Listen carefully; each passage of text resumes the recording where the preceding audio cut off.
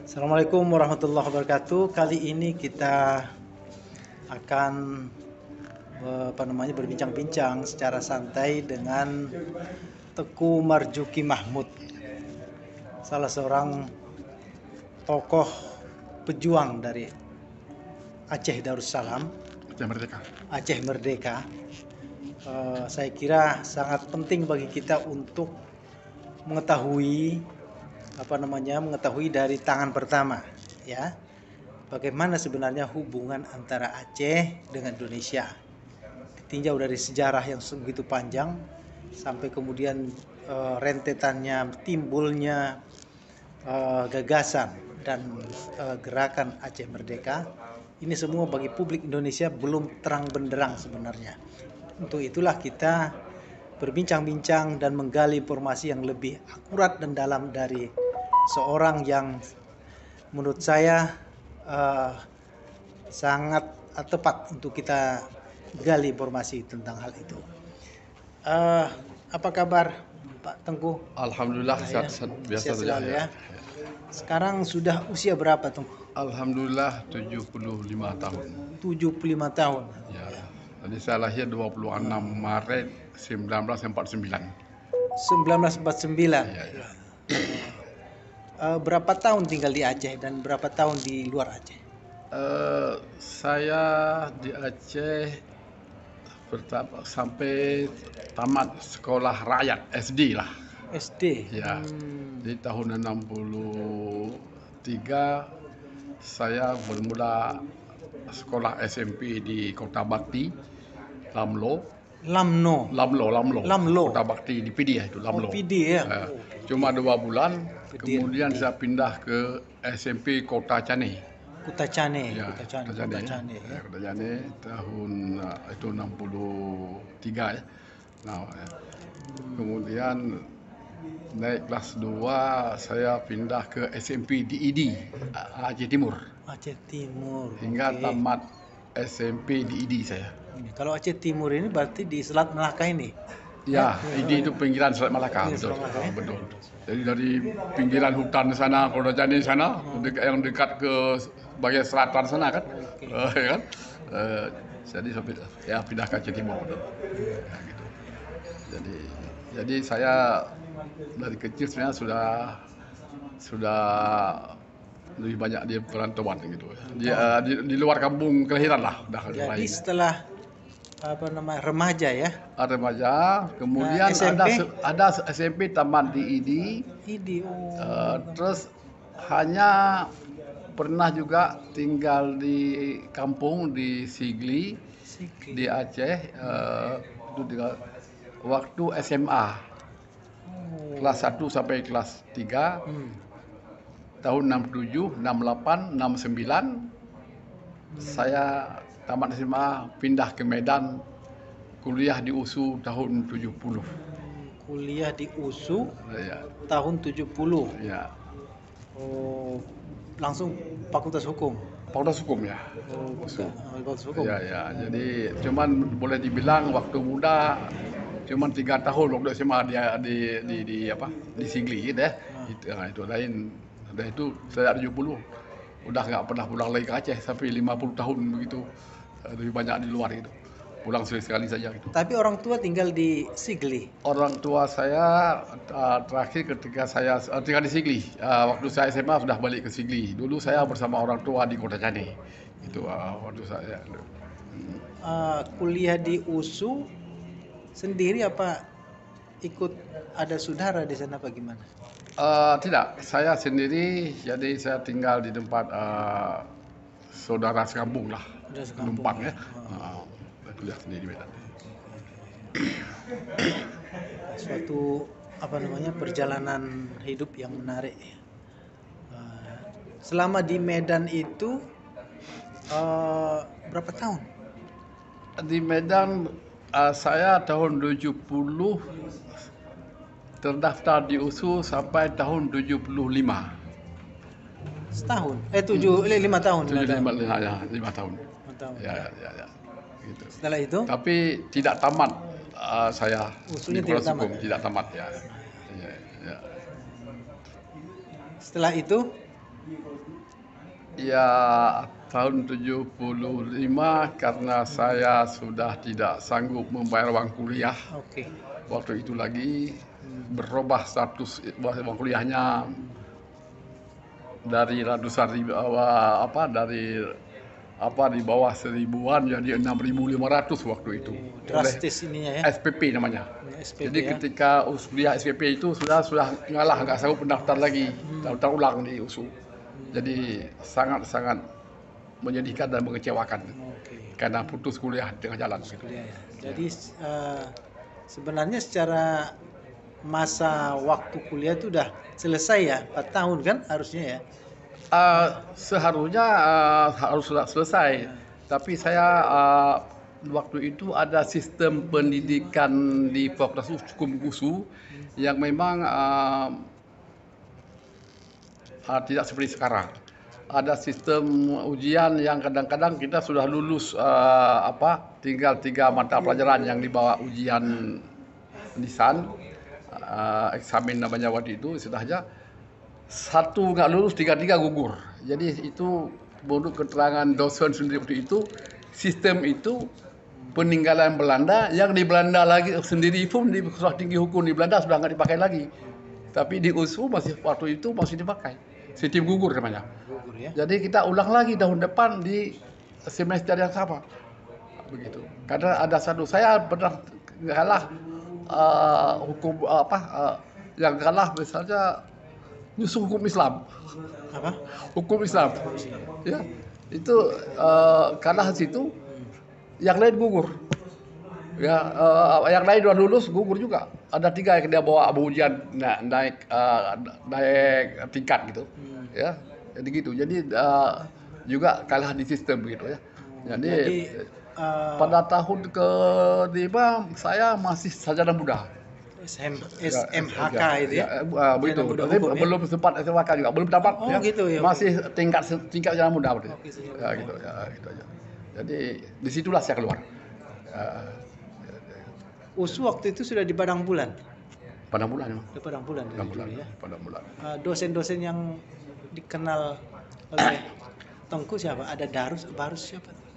Mariam Darus. Iya, itu terkenal. Ada, saya kenal itu profesor. Saya Sudah mengajar. masih sudah mengajar beliau.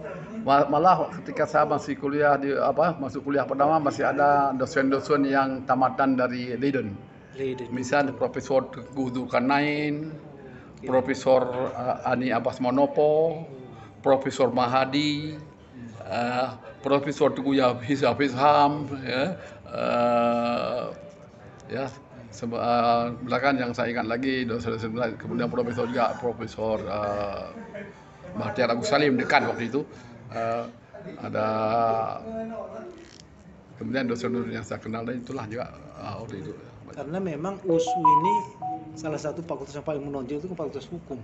Ya? Salah satu fakultas yang paling menonjol dari USU itu fakultas hukum. Ditinjau dari lulusan-lulusannya yang banyak berkiprah di berbagai tempat. Menurut yang dilihat orang. Ya, betul. Ya, betul. Jadi Tengku, bagaimana sebenarnya pandangan Tengku terkait sejarah Aceh ini sebagai satu wilayah yang yang berdaulat ya, berdaulat saya harus katakan itu. Dia bukanlah provinsi yang masuk ke dalam wilayah Indonesia seperti yang dibayangkan banyak orang, seperti provinsi Jawa Timur. Ini ada suatu negara yang berdaulat. Kalau menurut Tengku, sejarah Aceh ini seperti apa sebenarnya? Sebenarnya saya sendiri bukan ahli sejarah ya. Oke. Tapi barangkali sedikit punya pengetahuan tentang yang saya baca tidak menyeluruh, bahwa Aceh sejak abad ke-12 ya, 1200 kalau salah itu, dalam ceritanya perjalanan Marco Polo ya, ekspedisi Marco Polo menemukan sebuah kerajaan yang berdaulat, kerajaan Pasai, Samudra Pasai. Ya. Jadi Marco Polo pernah singgah di sana. Jadi sejak itu Aceh sudah punya sebuah kerajaan yang punya kedaulatan tersendiri. Ya. Dan kemudian juga kita tahu sejarah berikutnya sampai terbentuk kerajaan di Samudra Pasai, ya. Kemudian terkenal kerajaan Aceh Darussalam, yaitu pada zaman Iskandar Muda, yang punya hubungan-hubungan diplomatik dengan banyak negara-negara, terutama negara-negara Islam, Timur Tengah dan sebagainya, sampai Turki yang punya hubungan sangat erat dengan kerajaan ini. Malah yang saya pahami dan saya baca, bendera Aceh yang namanya Alam Cak Pedeng, itu pedang dengan bintang bulan, itu hadiah di Turki, sehingga disahkan menjadi bendera kerajaan Aceh. Bendera Pada resmi zaman itu ya. Osmaniyah dulu, ya. Jadi itu bendera kedaulatan. Kedaulatan yang artinya pengakuan dunia bahwa Aceh itu sebuah negara yang berdaulat. Itu jadi hanya sebatas itu yang mungkin saya hanya bisa memahami. Ya, kalau detailnya namanya raja pun saya nggak hafal dan sebagainya, ya. Itu jadi kalau cara dari kedaulatan sah dan diakui dunia internasional. Sampai hari ini di negara-negara tersebut, orang-orang asing yang ketemu dengan saya mengakui bahwa mereka punya catatan di museum-museum mereka tentang bendera Aceh, tentang beberapa khasanah Aceh yang memang menjadi sebuah pengakuan internasional atas keabsahan dan kedaulatan Aceh pada zaman kerajaan Aceh Darussalam itu. Kemudian Aceh di masa kolonialisme Belanda seperti apa gambarannya?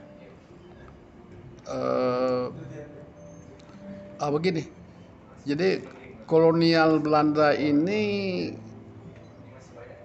baru boleh disebut ketika terjadi aneksasi atau invasi pasukan bala tentara Belanda ke Aceh pada ingat saya 26 Maret, paspor saya ingat, tanggal lahir saya ingat sekali itu, 26 Maret 1873. 1873. Ya, jadi itu terjadi sebuah upaya pendudukan oleh Belanda dengan cara militer. Oke. Apa ininya? Dasar Belanda menyerbu Aceh waktu itu. Kan ini juga menarik nih, karena pada saat yang tidak berapa lama rentang waktunya, Belanda juga menyerbu Bali. Prosesnya yang saya pernah pelajari juga sama. Bali kan suatu institusi kekuasaan yang merdeka juga sebenarnya, Bali itu.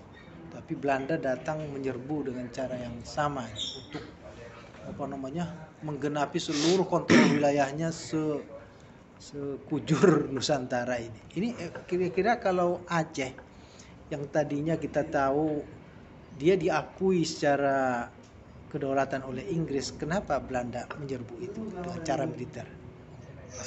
Sepintas yang saya pahamin, sebelum penyerbuan itu sudah ada hubungan dagang antara Aceh dengan Eropa, negara-negara Eropa. Eropa, ya. Ya, Eropa.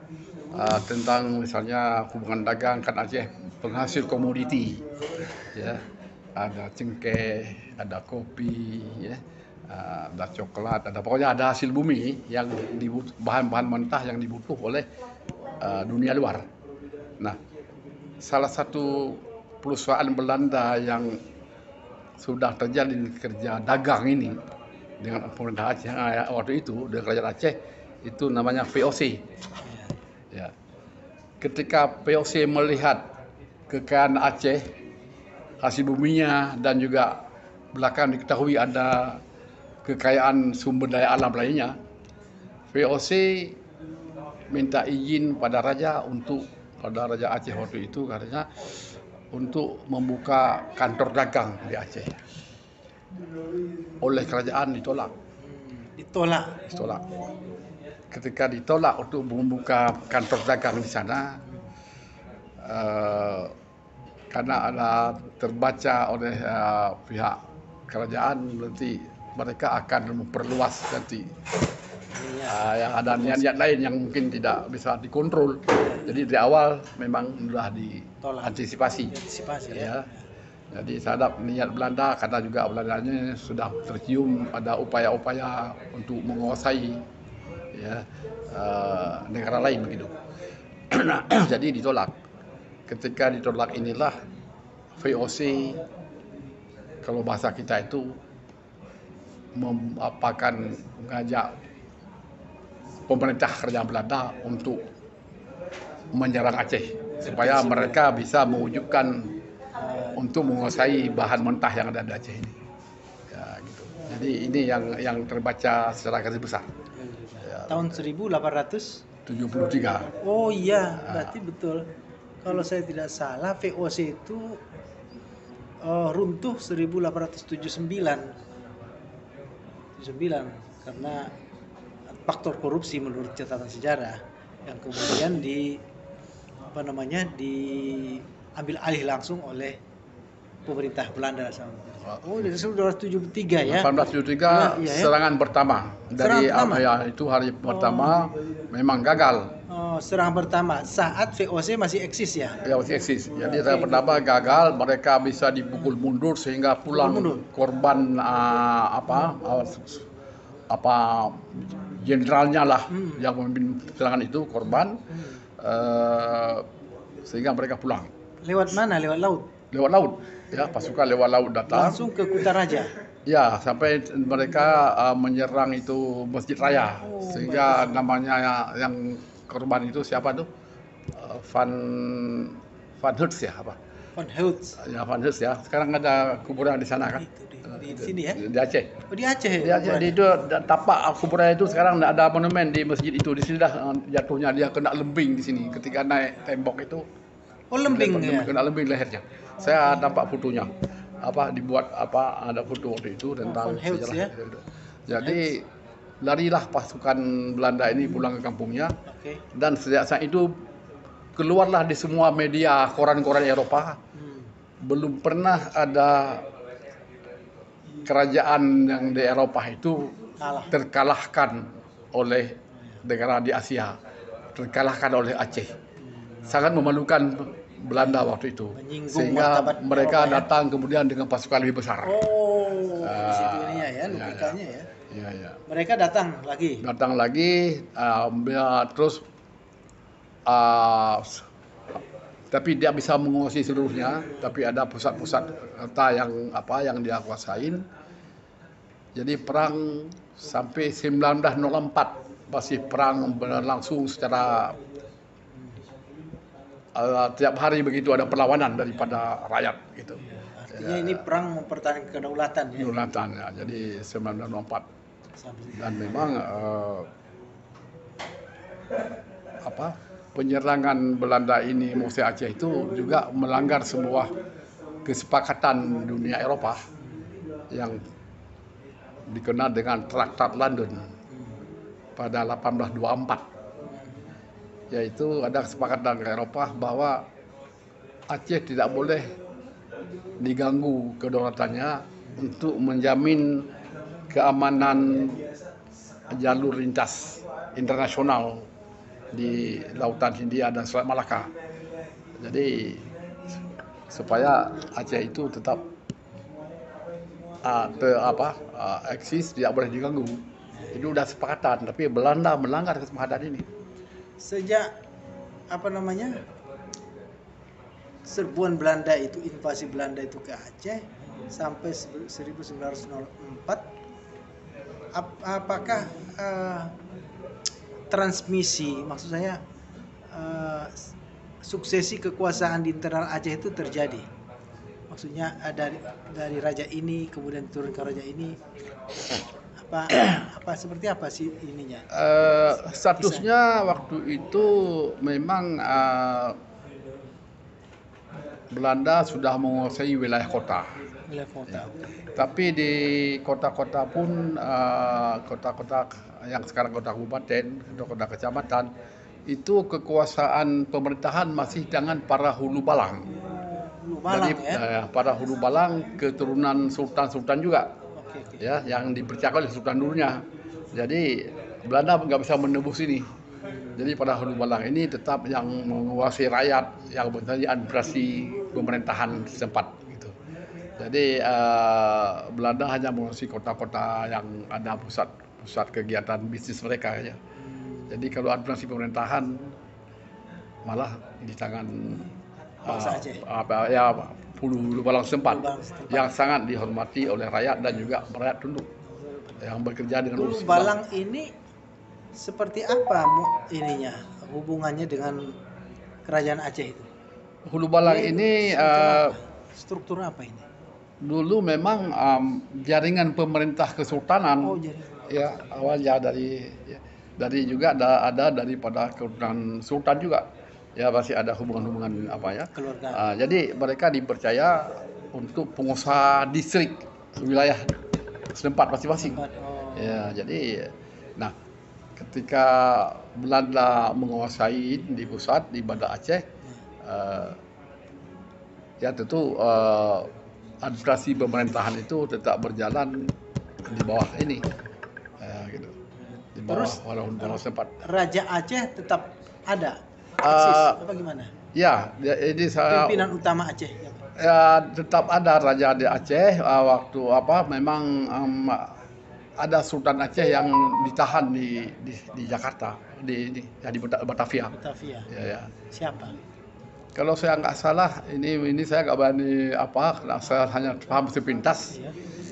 Terakhir ada Sultan Muhammad Daud yang kuburannya sekarang cukup dipugar oleh Bapak waktu Gubernur DKI Pak Anies. Di mana? Beliau ikut membukanya ada di Rawamangun. Itu Sultan Aceh. Itu Sultan Aceh. Sultan turun temurun dari kerajaan Sekarang Muda. Ya. Turunan terakhir siapa yang 1000? Turunan terakhir saya tidak memang masih ada sampai kemarin masih ada, artinya pewaris kesultanan masih ada. Pewaris biologisnya. Masih ada. Sampai sekarang ada. Jadi saya kenal salah satu keturunan sultan ini namanya Tuanku Ibrahim. Ya. Jadi waktu saya sekolah tadi kan SMP di Lamlo, beliau tinggal di Lamlo.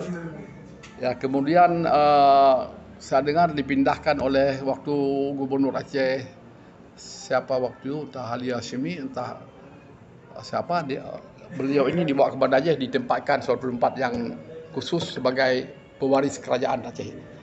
Ya, artinya pengakuan pemerintah terhadap pewaris kesultanan masih ada lah. Itu yang saya kenal orangnya. Tapi berikutnya masih banyak tuanku-tuanku lain yang hari ini keturunan beliau juga, yang sekarang sudah terbentuk sebuah lembaga kesultanan lah.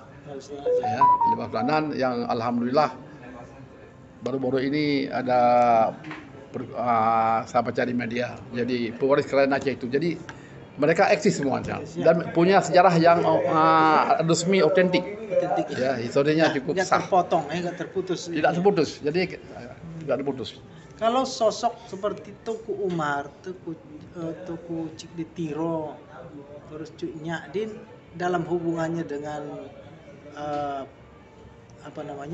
keturunan langsung Kesultanan Aceh itu seperti apa? Beliau statusnya seperti Tuku Cik Ditiro itu kan ulama ya. Ulama ini tuh. Ulama ya. Jadi kalau Tuku Umar dan Cuk Nyadin itu memang panglima perang ya. Oh, jadi ini bukan penguasa Aceh, bukan? Bukan. Keturunan Sultan, bukan? Bukan keturunan Sultan. Beliau ini yang saya pahami sedikit beliau itu pahlawan-pahlawan yang memimpin pasukan untuk melawan Belanda. Para pahlawan, karena beliau ini punya riwayat ulama. Karena di Aceh itu misalnya ketika sultan ini misalnya jadi rujukannya ulama. Oke. Ya, saya begitu. Jadi rujukan ulama gitu. Ya, karena ulama itu yang bisa memahami seluruh hukum-hukum kehidupan, ya, syariat, ya begitu. Jadi mereka ini ulama ini. Ulama ini Cuk Nyadin. Cuk Nyadin itu kan pernah istri Tuku Umar, nggak salah siapa. Jadi itu memang panglima perang. Panglima perang lah Panglima ya. Pemimpin pasukan lah. Pasukan yang bertempur untuk melawan Belanda. Di front terdepan ya. Front terdepan ya. Tapi pada saat yang sama mereka bagian dari kesultanan itu. Tidak bagian, tapi memang kesultanan mesti diakui. Mereka juga berperang atas kesultanan itu. Yang rujukannya mempertahankan kerajaan juga. Gitu. Menopang kerajaan itu. Menopang kedaulatan ini. Kedaulatan itu ya. Ya. Jadi mereka tidak dalam posisi kontradiksi dengan eksistensi kesultanan. Tidak. Dia justru mau berperang menyelamatkan Aceh karena memang loyal kepada kerajaan. Ya, loyal. Ya malah Tengku Siddi Tiro dari satu riwayat menjadi wali Nanggro yang berwenang melakukan kewenangan bertindak atas nama kerajaan ketika Sultan ditangkap. Ya. Jadi untuk menyelamatkan adat budaya Aceh itu dulu pernah Tengku Siddi Tiro itu jadi wali Nanggro diberi kewenangan oleh Sultan untuk menjalankan pemerintahan sehari-hari dalam artian budaya dan adat di Aceh, agama dan sebagainya. Ya. Berarti ini semacam pilar ulama ya? Iya.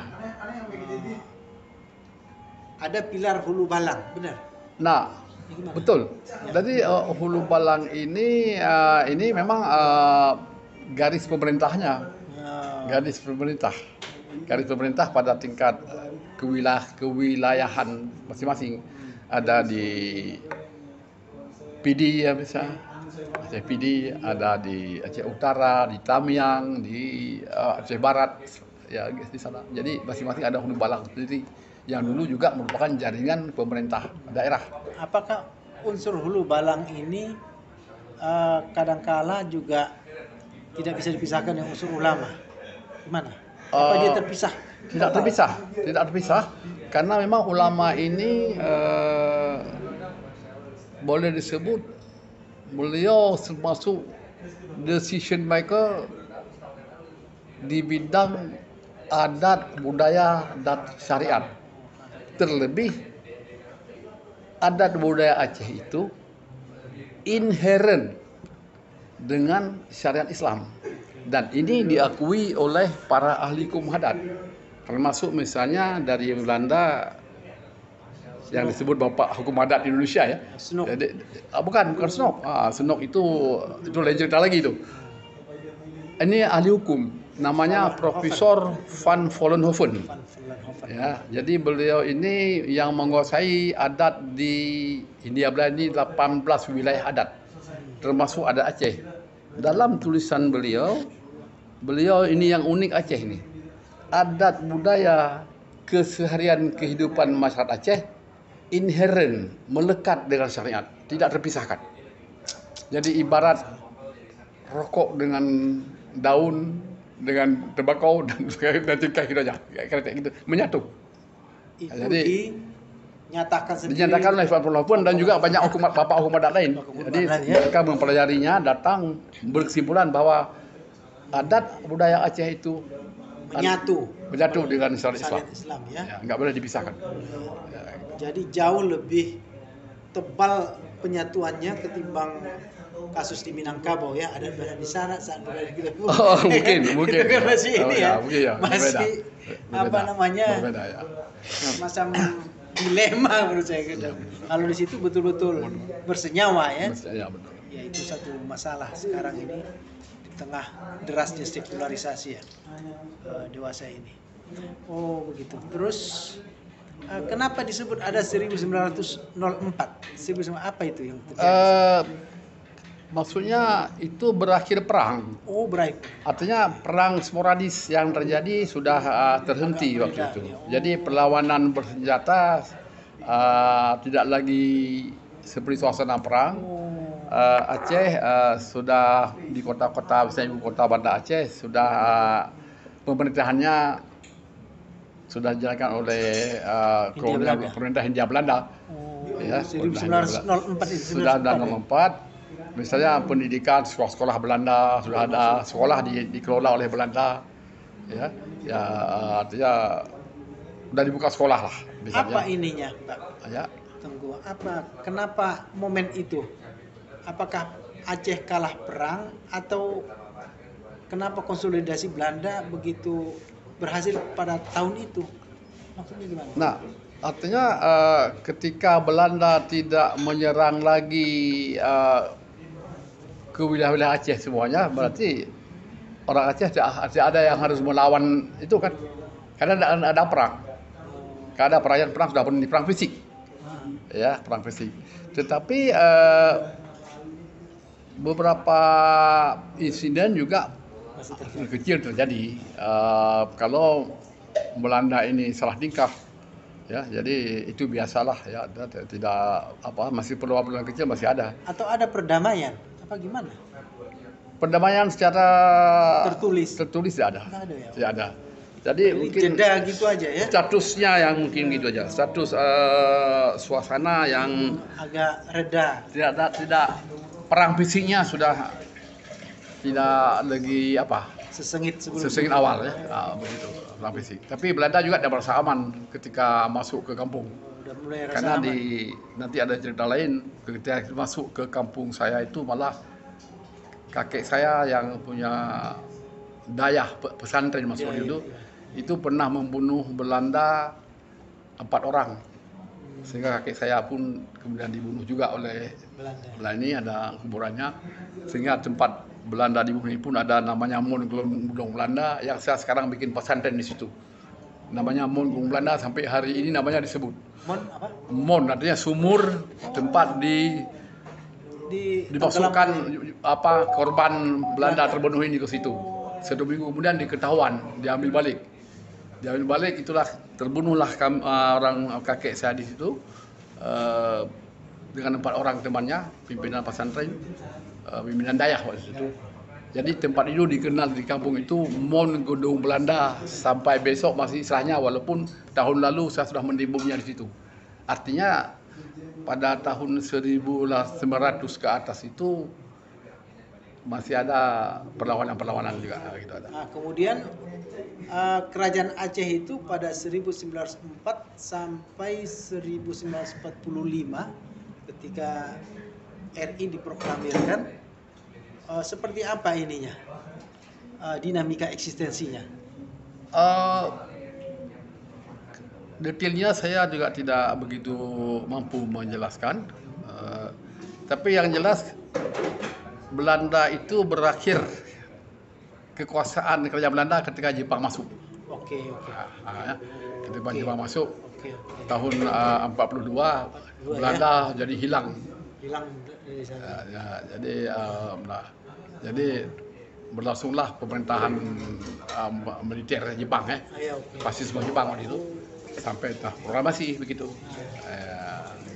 Maksud saya, apakah dari 1904 hingga 1942 saat Jepang masuk ke Asia Tenggara ini, termasuk Aceh lewat Malaka itu yang pernah saya baca, institusi kerajaan ini eksis gak, atau mereka eksil, atau bagaimana, atau mereka berada di hutan-hutan apa seperti apa? Oh, tidak di hutan, malah waktu itu karena Jepang kan dijemput oleh tokoh Aceh, tokoh Aceh ke Singapura.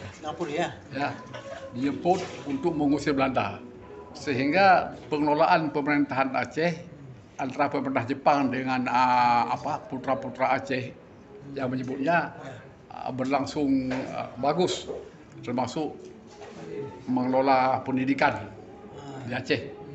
Ya hampir rata-rata orang Aceh waktu itu menguasai bahasa Jepang.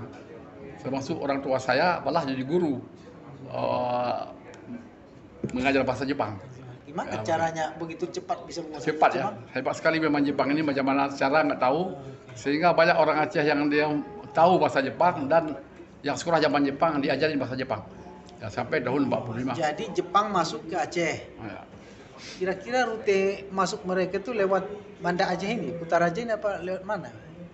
Saya tidak persis tahu, tapi memang ada beberapa wilayah Aceh Timur dan sebagainya itu Jepang itu Belanda lari dikejar, ya, lari dia, jadi daerah semua diduduki oleh Jepang. Namanya kalau pasukan militer masuk kan Ya, ya.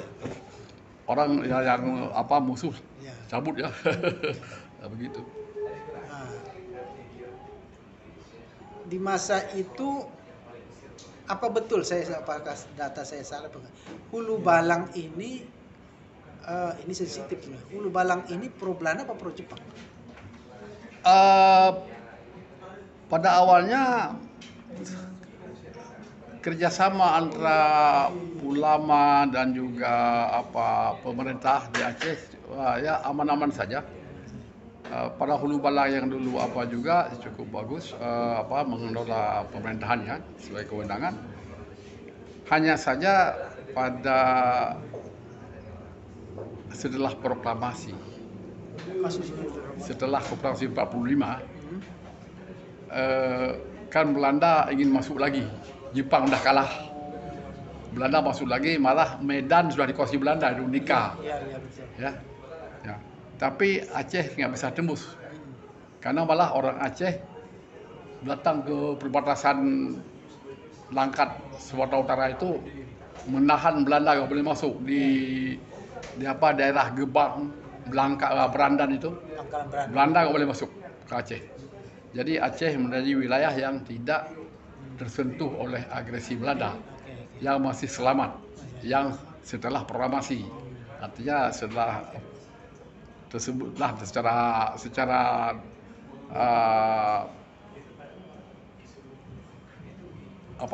sesuai dengan proklamasi waktu itu Aceh sudah masuk wilayah Indonesia lah katakan, ya. Jadi secara de facto sudah masuk. Tapi Belanda nggak bisa masuk.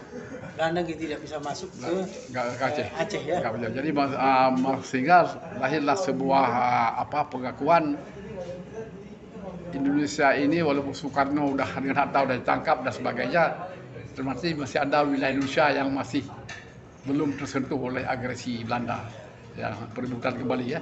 Nah, jadi ada Aceh. Jadi dengan adanya Aceh adalah Indonesia yang sehingga melahirkan sebuah istilah Aceh menjadi modal kemerdekaan.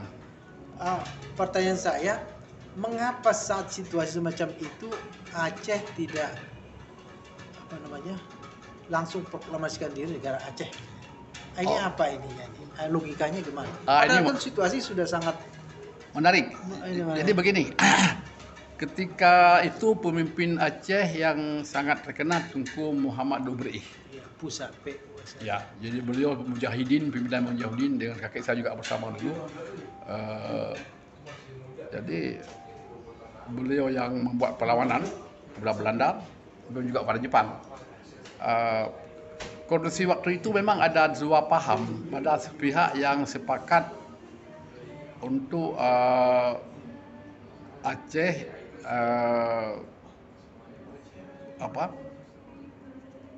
memproklamasikan diri misalnya sebagai negara Aceh tadi ya, ada ya, atau tidak ikut Indonesia ya. Tetapi ada yang dibaca oleh tokoh-tokoh waktu itu, kalau waktu itu kita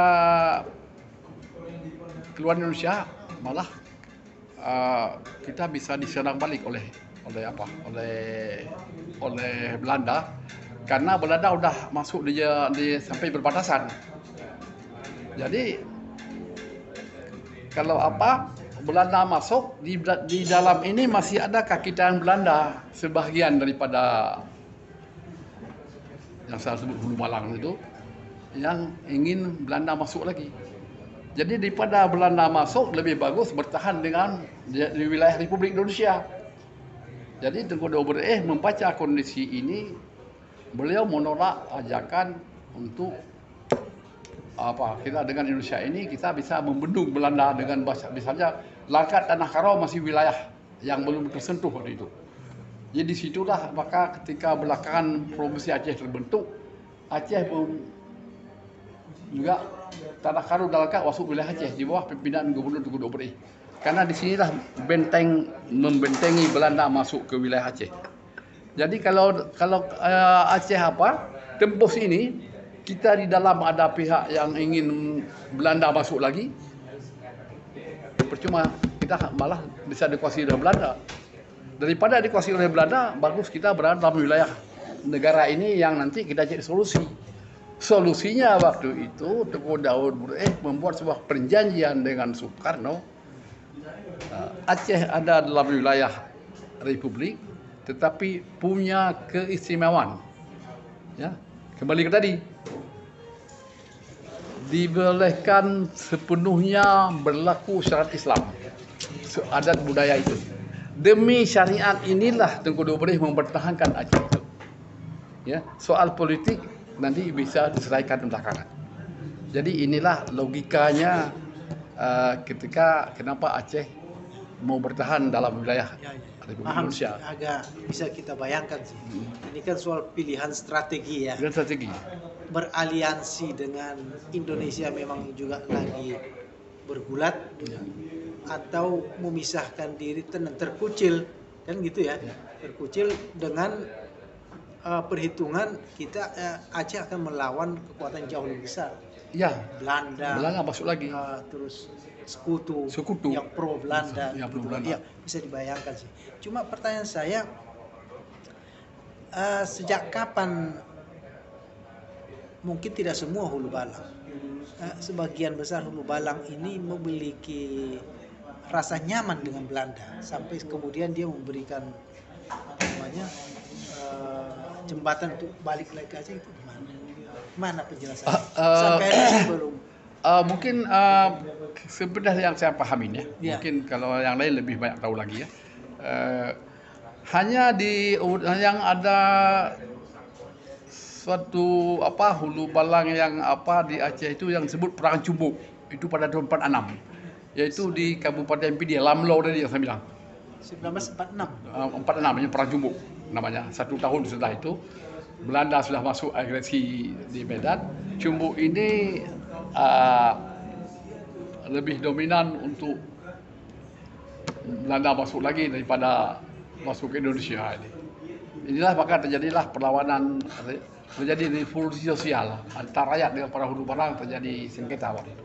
Nah, ininya logikanya gimana? Kenapa hulu balang memilih Belanda sebagai aliansi strategisnya ketimbang mandiri dengan Aceh? Ini gimana ini? Saya belum paham. Nah, logikanya begini. Apa perebutan mungkin kuasa? Hulu balang ini dulu pernah hubungan baik dengan pemerintah Hindia Belanda. Dulu mereka diberi kekuasaan. Kalau berlebur dalam Indonesia, tentu sistem pemerintahan tidak lagi seperti yang ada. Seperti yang ada di Belanda. Mereka bisa menjalankan kekuasaan yang juga sebuah kerajaan kecil di daerah. Jadi masih diakui Belanda ini dulu. Ya, jadi mungkin kalau bergabung Indonesia hilanglah ini. Jadi lebih nyaman. Nyaman. Jadi itu mungkin kepentingan jauh itu. Sementara banyak hulu balang yang juga berpihak kepada pemerintah. Ya, misalnya sebutlah Mr. Teguh Hasan yang pernah jadi gubernur Sumatera pertama. Itu anak hulu balang. Beliau tamatan dari Leiden. Mr. Enderachtennya itu dia dapat di Belanda. Salah satu dari penandatangan Piagam Jakarta itu. Ya, jadi beliau Mr. Teguh Hasan itu, jadi beliau melihat sisi rasionalitasnya, ya kan, melihat ke depannya lebih melihat kawasan ke depan lah. Enggak, maksud saya dengan kondisi semacam itu, hulu balang di satu pihak punya kepentingan tersendiri, kemudian para ulama terutama Pusa Dotbere Ya. punya kepentingan sendiri dalam perebutan kekuasaan Ya. domestik di Aceh. Di mana sebenarnya Kesultanan dalam situasi macam itu? Ya, ketika proklamasi terjadi, pemerintahan Hindia Belanda sudah nggak ada lagi, Jepang udah nggak ada lagi menjajah. Jadi dengan proklamasi 17 Agustus, 18 Agustus keluarlah Undang-Undang Dasar 1945. Tentu seluruh wilayah Indonesia berada tunduk di bawah konstitusi. Itu secara de jure-nya ya. Jadi tunduk pada konstitusi yang bernama UUD 45, bukan saja di Aceh dan tapi seluruh wilayah Belanda menjadi di bawah Kuasa konstitusi yang berlaku. ya, konstitusi. Ya, jadi kerajaan lain pun di Pulau Jawa ya sudah nggak ada di daerah manapun. Jadi sudah berada di bawah Republik Indonesia. Ya, sistem republik tentu artinya berubah di sebuah negara monarki menjadi pemerintahan republik. Ya, gitu. Maksud saya itu, jadi monarki ini hilang dong. Monarki di Aceh Dalam hilang artian kekuasaan de facto-nya, faktornya. ya tidak hilang, tapi waktu itu situasi transisi kan.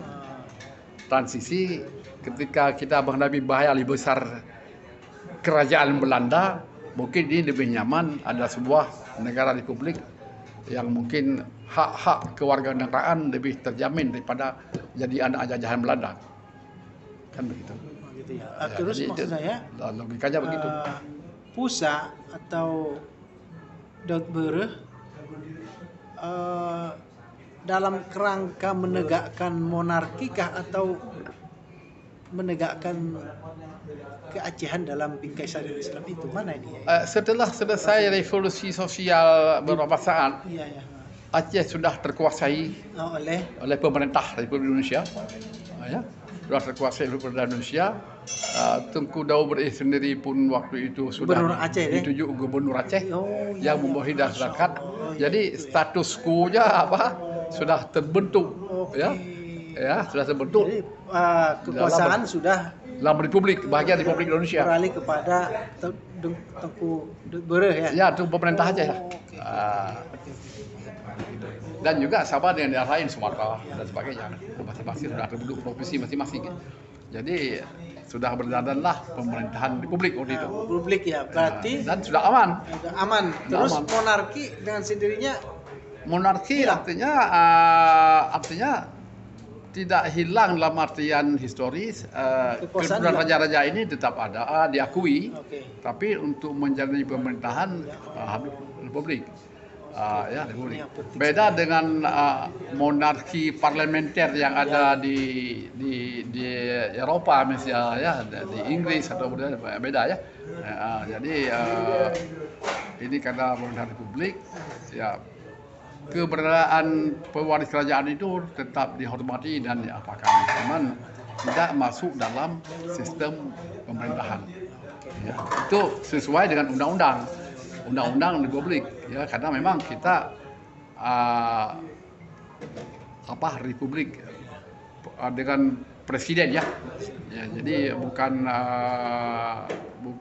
Indonesia ini memang murni Republik ya. Presidensial kabinet dan sebagainya itu pemerintah ada di tangan presiden ya. Ya gitu. Jadi beda dengan monarki yang kita sebut tadi ya. Nah, kemudian setelah itu kita tahulah dinamikanya, kan banyak kecewaan yang dilakukan oleh pemerintahan pusat terhadap Aceh, mulai dari janji keistimewaan Aceh tidak terpenuhi kan. Ya, betul. Itu kita tahu semua itu. Tapi itulah sejarah yang mungkin nggak bisa juga kita kita sesali gitu kan. Maksud saya pergeseran ini sangat menarik untuk dilihat dari monarki yang sebelumnya sebenarnya eksis berdaulat kan. Ya. Kemudian muncul Jepang, Ya. dimanfaatkan oleh bangsa Aceh untuk mengusir Belanda.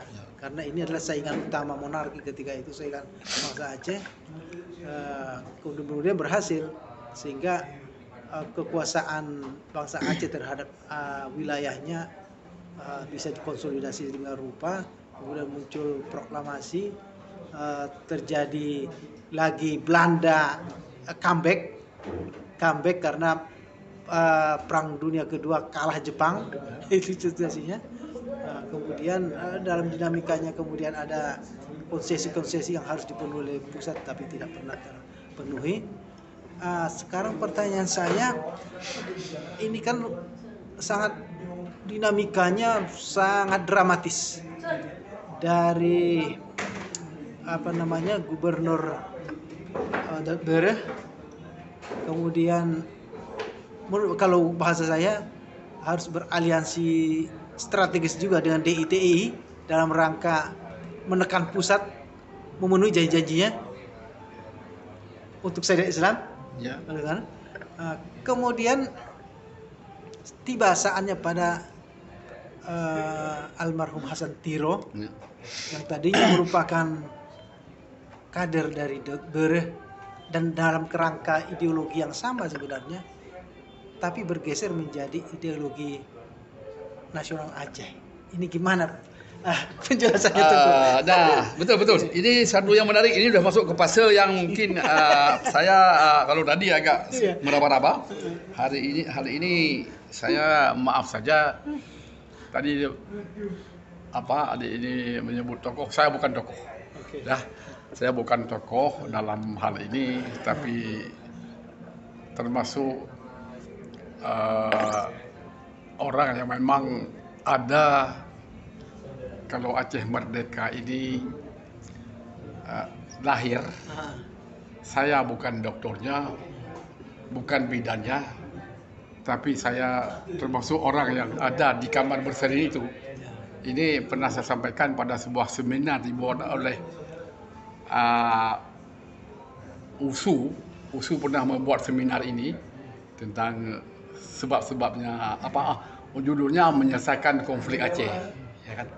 Jadi saya jadi narasumber di situ, hadir pakar dari USU, dari Usiah juga ada Pak almarhum Ali Basyah Amin, rektor. Ya, orang yang paling awam di situ saya.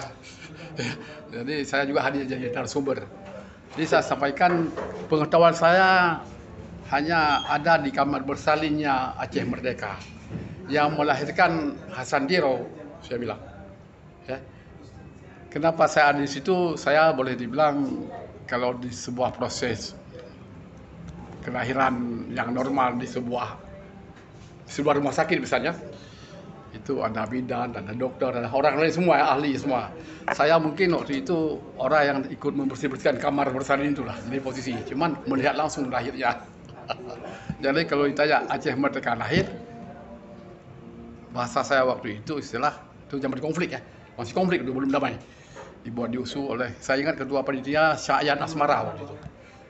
Dibuat di Medan Club di Medan. Ya. Jadi saya hadir ketika ditanya, saya jawab itu yang melahirkan Aceh Merdeka Hasan Tiro. Tapi maaf, yang menyusui jadi besar adalah ABRI, saya bilang. Sehingga ada kata waktu awal lahir diajak untuk bertanya, kenapa Anda minta merdeka misalnya. Tentu kita jawab, karena ini mungkin di situ bisa terjadi bargaining. Tapi tidak. Papa, babi, ibu lahir, malah dibesarkan, artinya kita waktu itu jumlah kecil, dilawan dengan pasukan besar yang datang bersenjata lengkap. Masalah jadi besar. Maka saya bilang mereka yang membesarkan, bukan mengeliminir. Jadi besarlah ini. Sehingga terjadi konflik sampai 29 tahun, ya kan?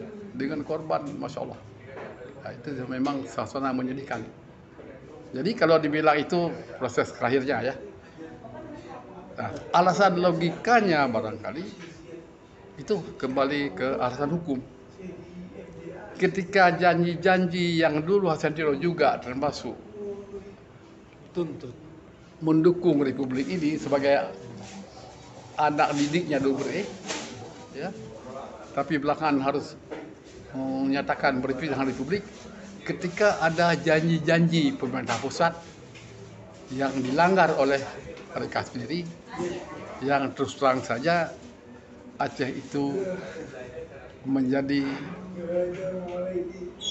anak tiri dari Republik, disia-siakan begitu.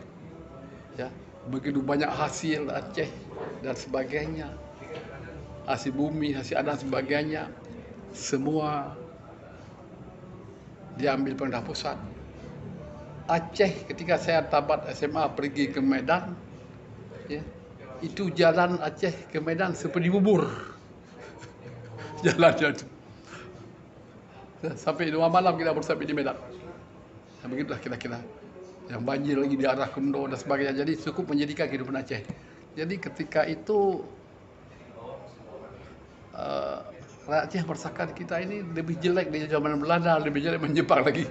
Ini di Republik ini. Jadi itulah barangkali yang mendorong lahirnya usaha atau tuntutan kemerdekaan dengan alasan yang sangat masuk akal. Karena dulu tadi sejarah kita sebut Aceh punya kedaulatan, ya, kemudian kedaulatan penuh yang diakui dunia, tapi mencoba bergabung dengan Indonesia untuk sama-sama hidup merdeka, tapi kata Aceh merasa hidup terjajah dalam arti besar. Hak-hak ekonomi kami orang Aceh yang hidup pada tahun 70-an, merasakan saya di tahun 70-an, hak ekonomi kami dirampas habis, dan juga hak politik kami juga dirampas oleh pusat. Itu yang menjadi pertama. Jadi hak kami hilang. Hak ekonomi, tidak ada hasil Aceh yang dinikmati orang Aceh. Malah terakhir, misalnya apa saya yang ditinggalin Belanda hancur semua. Ya, jalan besar hancur, kereta api yang ada ditinggali Belanda dijual, rel-rel kerja dijual. Ya, tak hilang kereta api Aceh sampai besok sudah ada kereta api. Ya. Coba Belanda aja menyediakan transportasi untuk rakyat yang dijajahnya. Tapi datang Republik yang ditinggal Belanda pun diambil sama dia. Ya kan, coba. Ya. Jadi ini kan suatu hal yang sangat menyedihkan sebenarnya. Jadi kalau ditanya itu, kenapa kalian memberontak? Kami sudah tak berontak, dipaksa oleh Jakarta. Ku cabut, ini kamu nggak berontak. Ku cabut Pelabuhan Sabang, aku bubarkan, ku bubar Provinsi Aceh, hingga kalian bubar, ku bubar Kudam, hingga kalian berontak. Apalagi, mana lagi ku pijak kalian supaya berontak? Itu kira-kira waktu itu bahasa provokasinya. Ya, itu saya jelaskan di seminar di USU, di Medan, di USU. Jadi kami berontak itu sebenarnya disuruh berontak sebenarnya itu. Apakah untuk dihabisin? Enggak tahu lah. Ya. Dipancing kemarahan kita, dianiaya kita. Jadi seperti ada unsur menyuruh kita berontak. Sudah begini tak berontak pula kalian. Begitulah kira-kira bahasa provokasinya begitu. Karena memang fakta begitu dalam kehidupan. Jadi kalau saya ikut juga itu juga merasa karena teraniaya. Coba kita miskin sampai uang kuliah pun nggak terbayar. Naik SPP langsung nggak ada duit lagi. Orang tua miskin di kampung. Jadi kita berontak. Dan kami nggak lama, nggak banyak yang berontak, cuman yang naik mula-mula itu ya cuma 5 orang saja kami dari Medan. Kami 5 orang cuma di Medan. Ininya apa? Ya. Langsung deklarasi gimana? Oh ya, itu di deklarasi itu sendiri di Gunung Halimun oleh Yang Mulia almarhum Tuku Hasan Yudhiro. Ya, beliau proklamasi dengan beberapa tokoh-tokoh itu, dan malah saya nggak di situ tidur dengan kawan-kawan ini, cuman ada doktor ini, ada Mokhtar. Hasil proklamasi itu dibawa ke Medan, Declaration of Independence itu diserahkan sama kami. Ya, kami perbanyak. Ya. Dulu sistemnya belum ada teknologi sekarang, ya, ada PDF atau ada ini semua kami buat sheet, ada itu stensil. Jadi kami kerja stensil banyak itu. Kemudian saya bekerja 3 orang lebih Insinyur Asnawi, saya, Amir kami bertiga kerja, nggak ada yang nggak tahu. Kalau tahu dah tangkap kami kan, kerja harus sebuah rahasia sekali. Nggak boleh ada 4 orang. Yang perintah Dr. Mukhtar sama Dr. Husseini, 2 orang. Kami 3 pelaku di lapangan. Ya, saya sudah sensil, saya bawa ke tempat tinggal saya, di sebuah tempat yang saya ambil numpang hidup. Di situ saya amplopkan yang bersama Teguh Amir almarhum, ya, masukkan dalam amplop Declaration of Independence itu. Misalnya kita pakai amplop besar ya, karena memang tebal dokumennya itu. Misalnya tulis di amplop His Excellency Prime Minister Takeo Fukuda di Tokyo.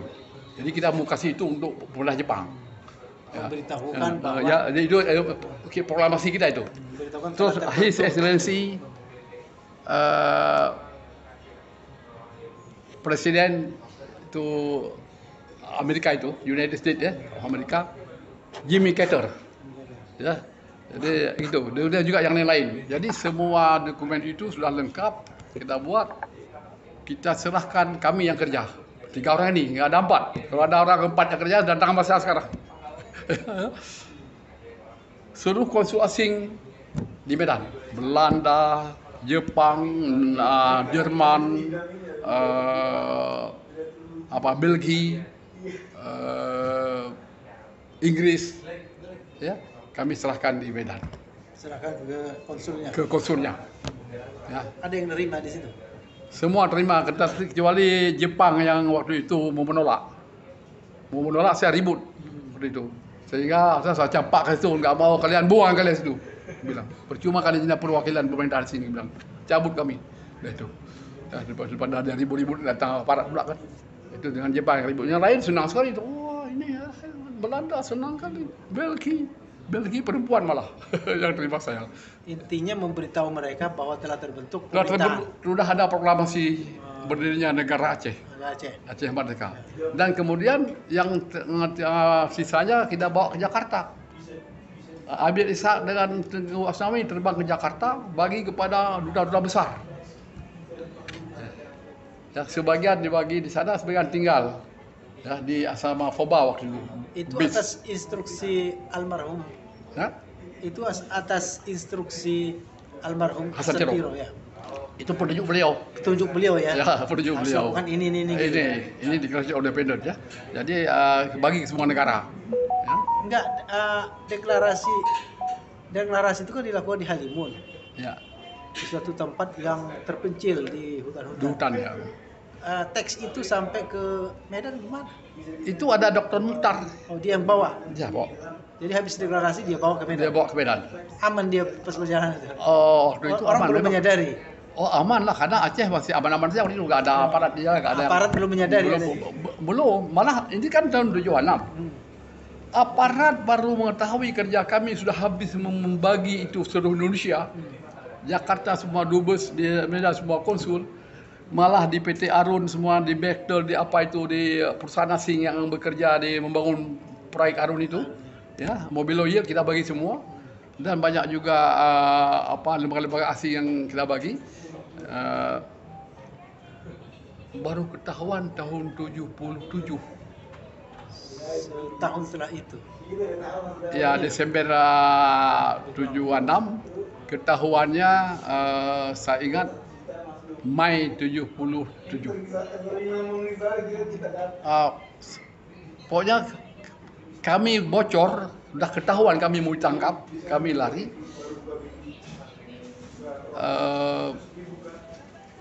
Saya keluar dengan Asnawi dari Medan setelah 1 hari sebelumnya Dr. Mukhtar diantar ke Pulau Simpang. Kemudian kami hari berikutnya keluar dengan Asnawi naik Vespa ke luar Aceh. Kami lari persis habis pemilu 77, saya ingat tanggal berapa pemilu, hari itulah kami masuk hutan. Enggak, maksud saya kenapa begitu tanda kutip nih, begitu bodohnya intelijen Indonesia. Kan padahal peristiwa sebelum itu ketika almarhum Hasan Tiro mendeklarasikan diri bagian dari DITI di New York, kan? Bagian dari DITI di New York, sebagai di Amerika, kan? Ketika di sana, kemudian dia suatu ketika pernah saya baca, dia tidak bisa masuk ke Indonesia dengan aman, kan? Ya. Baru kemudian entah seperti apa ceritanya baru masuk lagi ke Indonesia aman. Kenapa intelijen Indonesia ini sebegitu bodoh tanda kutip sampai hampir setahun baru tahu penyebaran itu gimana? Mungkin begini, waktu itu kan terjadi 50 tahun lalu kan. Iya. Teknologi nggak seperti sekarang. Ya. Sekarang ada HP dalam menit yang sama. Tahu ya. Jadi kita tidak bilang intelijen apa. Saya pikir 6 bulan kami kerja dia tahu sebuah kemajuan juga itu. Jadi ya kemajuan ya. Dulu telepon engkol. Karena 1 jam dia engkol belum jalan juga ada sambung dulu. Ayo semua. Ya, halo Jakarta, halo Medan gitu kan. Jadi teknologi nggak sejak sekarang nggak ada. Ya. Jadi saya pikir dukungan teknologi ya dulu tidak seperti sekarang ini. Jadi sebagai manusia saya kira sudah cukup canggih. Kami 6 bulan bekerja, tapi pada sisi lain kami sudah diajarin juga macam mana mengerjakan ini supaya tidak terpantau. Kontra intelijen ya. Tidak kerja lebih daripada 3 orang kami. Gitu ya. Ada kawan yang paling kita percaya pun nggak kita percaya. Jangan percaya siapa saja, karena nyawa risikonya. Paling ngeri waktu itu, kalau ketahuan masuk jalan Gandhi, itu Guantanamo-nya Medan itu. Itu tempat tahanan yang paling menakutkan ceritanya ya, kita nggak pernah masuk kan, tapi yang udah masuk ngeri. Nah jadi intelijen juga bermain bagus waktu itu saja. Tapi 6 bulan kemudian ketahuan lewat konsul Belanda. Konsul Belanda. Ya. Konsul Belanda lapor. Begini ceritanya. Dia pun nggak sengaja. Dia bicara dengan suatu pesta orang Aceh. Dia jadi undangan banyak tamu. Ngomong dengan Pak Syamaun Gaharu, bekas Pangdam Aceh. Ya, bekas Pangdam Aceh. Dulu pada awal-awal tahun 50-an dulu. Ya. Jadi tokoh Aceh di Medan, tokoh Syamaun Gaharu. Brigjen nggak salah dia juga yang mendamaikan. DITI bukan setelah beliau yang mendamaikan Panglima Yasin pengganti beliau Yasin ya di Jawa Barat. Jadi tapi dari awal beliau sudah mencoba karena juga ini termasuk murid juga ini boleh bilang ya. Jadi itu DITI selesai di era setelah beliau. Jadi ngomong santai aja. Pak Gaharu katanya hebat Aceh. Kenapa? Sudah mau merdeka ya, sudah merdeka apa? Tidak tahu. Saya punya sudah datang itu kantor. Besok saya ada kasih itu, Bapak biar tahu. Oh saya nggak tahu. Bilang sama kawan. Jadi macam apa? Seru nih. Jadi dari situlah berkembang. Beliau benar-benar nggak tahu, ya kan? Tokoh Aceh yang kita jumpain bilang, tapi tokoh yang lain udah kami tahu, kumandangi, tapi diam-diam tokoh Aceh waktu itu tahu lain. Beliau memang kami jumpai karena beliau kan TNI kan. Iya. Jadi nggak ada bawa dia. Iya, saya nggak tahu. Dia ngomong orang, busi. Dapat berita bahwa kita mau ditangkap ini. Cabutlah kami. Gitu kan. Cabutlah kami 5 orang ini cabut yang memang sudah terdaftar namanya ya gitu. Jadi Dr. Mukhtar, Dr. Husseini, Asnawi, Amir, saya kami 5 cabut kemana ini masing-masing? Cabut dari Medan enggak bersama kami lari. Satu hari pertama Dr. Mukhtar diantar dengan saya punya Vespa ke Pulau Simpang. Besok diantar oleh orang lain namanya Hasan Basri namanya. Ya. Kemudian besoknya Vespanya balik ke saya, ya kan? Sudah balik ke saya berangkatlah besoknya itu dengan Asnawi. Habis cucuk pemilu dia, makanya saya menuju. Siapa yang cucuk? Asnawi ini, saya ikut cucuk pemilu. Dia kan, saya jampak ke rumah dia, bilang ke pemilu cucuk dia. Apa? P3 lah waktu itu, P3 lah. Pada pula Golkar. Ini kita memang berontak ini gara-gara Golkarnya ini, ya Golkar yang sudah merampas hak politik kita ini kan, ya kan, ya. Jadi, ya kan. Jadi Anak muda. Nah. jadi setelah cucuk saya udah tunggu di depan rumahnya, depan rumah kos ya. Mukhtar Hasbi ini sama apa namanya? Husaini ya. Husaini ya. Sama waktu itu di situ. Ya, berangkat tidak. Berangkat pertama kami dulu Mukhtar duluan, dan itu saya dengan Asnawi, Amir menyusul dengan bus malamnya di sana. Berarti kami yang mula-mula masuk 4 orang. Kemudian berikut menjemput si Husaini.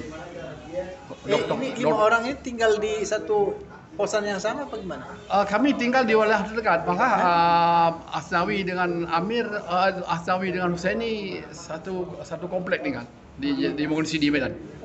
Di Jalan Bangun Jadi Sidi. 5 ini dekat-dekatan semua. Dekat-dekatan, ya. Tiap hari bisa komunikasi. Satu komplek tinggal. Umur berapa itu? Yang paling tua siapa waktu itu? Yang paling tua Dr. Mukhtar sama Husaini. Itu udah umur berapa mereka? Mereka udah doktor. Dokter khusus. Dokter atau Dokter kesehatan. Oh, Dokter kesehatan. artinya kan paling umur 30 tahunan ya? Hah? Mungkin. Mungkin ya. Mungkin. Kalau Toko kan masih 20-an itu. Masih saya karena masuk hutan 77, lahir 49 berarti 28 ya. Ya ini biasa, gerakan anak muda. 28 ya. Ya, 28 ya. Tapi bermain dari 75 kan udah main. Sudah kasak-kusuk ke sana, pulang pergi ke Aceh, duduk dengan menjemput jaringan sudah. Dari 75 udah kerja kita. Udah kerja. Terus Hasan Tiro Ini udah proklamasi udah juga. Ya, Hasan Tiro udah diketahui ininya. Hasan Tiro kan memang dari beliau. Dari beliau ininya. Dari beliau semua draftnya. Sumbernya itu ya. Ya, dari beliau kan di luar negeri. Ya. Dr. Mukhtar ambil spesialis di luar negeri di Bangkok. Oh, di situ Jadi komunikasi Mukhtar pulang ke Medan bawa kami. Dia yang apa namanya? Jadi jaringan kerja itulah. Deliver itu semua Jadi, kan. Dia nampung. nampung di Bangkok, bawa ke Medan. Di Medan kami kerja bertiga. Ya, Asnawi, saya, Amir. Mukhtar di Bangkok, Husaini kerja dokter mobil oil beliau. Gaji besar loh. Mobil oil di Aceh yang mengambil gas itu. Saya di situ. Di situ beliau dokter. Jadi dokter apa, rumah sakit setempat di situ? Ya ada klinik untuk karyawan untuk apa kan. Jadi beliau dokter. Dan kalau dokter di bukan asing tahulah. Jadi buruh mobil raya lebih tinggi dari gaji camat sekarang. Ya kan? Gitu. Jadi waktu itu masih mobil oil ya, belum Exxon Mobil ya? Mobil oil namanya. Mobil ya. MOI. Itu di mana ini lokasi? Lok Semawe? Lok Sukun. Oh, Lok Sukun ya. Di Arun itu. Di Arun itu. Pengeboran lepas pantai. Pengeboran lepas pantai ya di Arun ya. Sudah ada masa itu ya? Poin E dah ada itu. Apa sejak Belanda apa? Ada itu sejak Republik. Pada tahun 70-an mulai kan surveinya. 70-an dia sama LNG-nya semua itu. Ya itu LNG itu. Pupuk Iskandar Muda baru belakangan ya? Itu belakangan, itu sudah tahun 82. Akhirnya ininya cabutnya kemana? Apanya? Cabut dari Medan menuju mana? Ke Aceh Timur. Dari Medan ke Aceh Timur itu perbatasan Aceh daerah Tamiang. Kami main di hutan itu, hutan Tamiang tidak jauh dengan Pangkalan Susu yang tempat ada sumber minyak itu. Dulu ada Pertamina di situ. Pelabuhan itu tidak jauh dengan. Kenapa di situ ininya? Larinya? Begini, itu kan masuk udah hutan. Kita hutan pertama. Di situ ada tokoh DITI namanya Camat Syamaun, camat DITI dia. Ya, orang tua DITI. Jadi kan nyambung terus kan. Karena kami ini yang anak DITI semua. Ya, jadi ada DITI. Kami anak DITI awalnya kan. Ya. Jadi nyambung, jadi mereka kenal sama orang tua kami. Jadi Camat Syamaun ini kenal sama bapaknya Dr. Mukhtar Tugu Hasbi, ya tokoh DI di Aceh, Lok Semawe, ini Aceh Timur. Jadi kami yang ditampung beliau. Bapaknya Mukhtar Hasbi ini juga tokoh DI. Tokoh DI. Ini maaf saja, yang masuk ke hutan ini memang anak DI. Saya umur 5 tahun sudah dibawa lari sama orang tua ke hutan waktu pembubaran DITI. Itu bangku di sini masuk hutan. Jadi memang ada sejarahnya. Berapa lama di hutan waktu? Saya tidak lama, karena saya ingat ketika sudah nggak bisa bertahan lagi, kami di asrama tempat ibu-ibu dan anak-anak tinggal, ditinggalin sama bapak yang laki-laki, masuk ke hutan yang nggak tahu lagi. Kami pun akhirnya pulang turun ke kampung balik. Kami lari dari Kota Bakti 30 km di Seke namanya. Arah ke Tangsi, arah ke selatan hutan. Tahun berapa itu? Tahun 53. Terus anak kecil sama ibu-ibu turun. Turun Ya. Mula-mula lari bersama bapak-bapak Ya, juga. Turun karena kondisi sumber makanan yang Semuanya sudah nggak bisa lagi. Jadi laki-laki itu bukan udah lagi. kurus kering itu. Udah ya betul. Ini kasusnya mirip dengan ini ya, DITI yang di Malangbong ini. Saya pernah ketemu soalnya dengan anaknya almarhum Kartosuwiryo. Saya wawancara dia juga tentang kisah hidupnya. Dia masuk hutan sama ibunya Umi Kulsum nama ibunya. Kenal, Popon, ibu Popon. Oh gitu ya. Nah, kenal saya. Anaknya ini Idris sama Mami kenal? Idris Idris, adiknya Idris sama Mami, cucunya juga, cucu Kartosuwiryo. ini anaknya Kartosuwiryo, anak bungsunya. Oh, anak bungsunya. Namanya lupa saya, bapak itu. Dia katanya persis kisahnya seperti ini karena udah nggak ada makanan. Jadi yang pertama disuruh anak-anak sama ibu-ibu turun ke. Kemudian apa di sana juga sama pola waktu itu sebelum kita masuk ke tahun 70-an ini. Ini cara TNI melakukan peperangan itu dengan pagar betis. Gimana? Mungkin beda. Oh beda, iya gimana Sangat ceritanya? beda. Bedanya jauh. Bedanya gimana? Kalau DITI itu Di Aceh, ya, di Aceh. begitu besar dia bertahan punya senjata. Oke. Dan misalnya begini, dari Lamlo itu kota kewedanaan. Daerah tingkat 3 lah katakan. Tingkat 2 kalau kabupatennya. Kewedanaan itu pemerintah kewedanaan namanya dulu ya.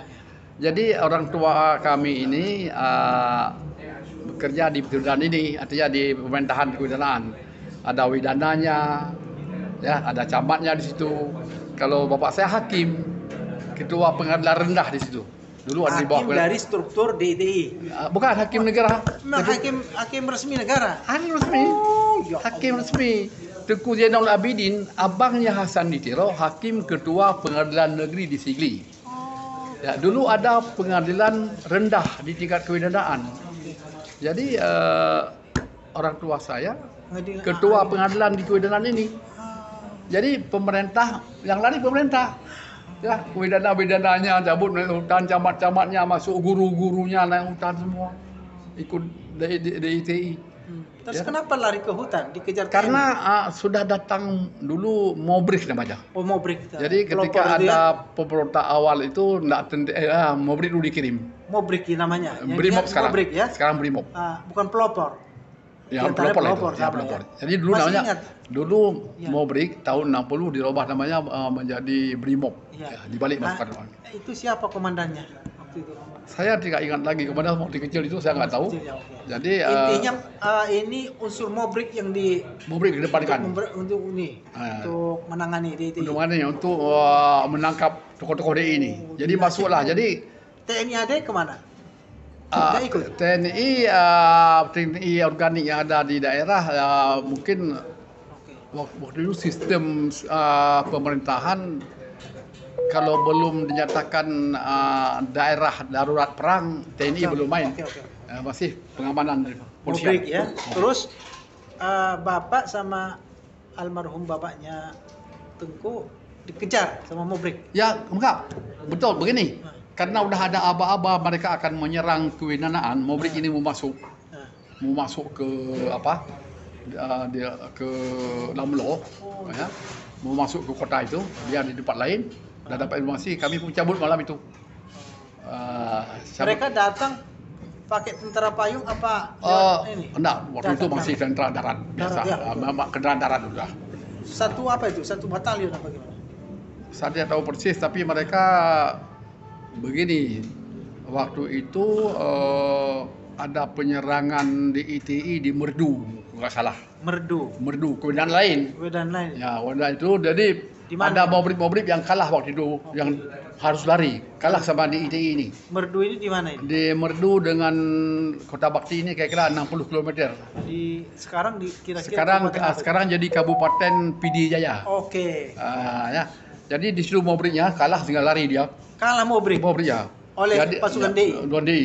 Jadi kalah Mobriknya sehingga ditangkap berapa orang. Mobriknya ditangkap. Saya ditangkap, dibawa ke Lamlo ini. Jadi waktu kami malam berangkat dari Lamlo ke Tangsi, ke hutan, saya masih kecil. Saya tengok, kok ini siapa ini? Ada orang diikat di tangannya, pakai kain batik diikat. Pakai batik? Saya kan pakai kain batik? Ya, mobil kayak Metro Mini di sini ya. Apanya? Mobil waktu itu bus angkut kami yang dari apa itu? Bis ini milik DI? Milik swasta, bus umum, umum. Ya, waktu kan dia ajak orang ini bawa. Tapi isinya tahanan sama orang DI? Ya, ada beberapa tahanan dari Merdu mau dibawa lari ke Tangsi bersama depan dari DI.